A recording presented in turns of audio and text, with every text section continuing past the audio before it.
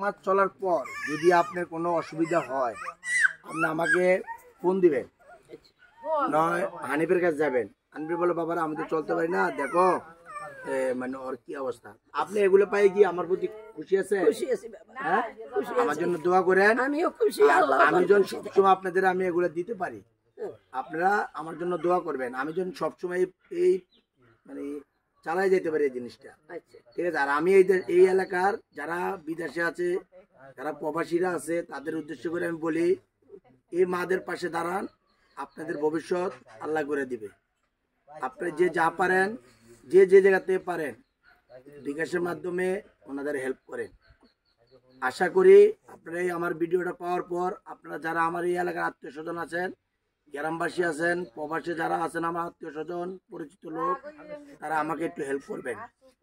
এই মাটার ছেলে নাই, হাজব্যান্ড নাই, মানে ওনার স্বামীও নাই, ছেলেও নাই, উনি একদম অসহায়। আমি আজকে আসছি, আপনারা আগে আসেন। আমি একটা বিকাশ নাম্বার দিব, এই বিকাশ নাম্বারটা আপনারা ফলো করে যা পারেন তাদের জন্য সহযোগিতা পাঠাবেন। এতটুকু আপনাদের কাছে চাওয়া। খালা কিছু বলবেন? আপনি কিছু বলবেন? বললাম আমার ছেলের বদলি ছেলে দরকার হইলাম। আপনি আমারে বলবেন আমি আপনার জন্য কি করতে পারি, আর কি করলে আমি আমার জন্য দোয়া করবেন। তোমারও লাগে দোয়া করি, এবারে আমি দোয়া করি। আর এবারে কি বাজার কেমনি? হ্যাঁ, সবাই আমি খালা তাজিও তো নামাজ পড়ি, ঠিক আছে? এতটুকু শেষ। আমরা এই জায়গায় ভিডিওটা সমাপ্ত দিলাম। 10 মাস হইছে ছেলেরা দোয়া করি।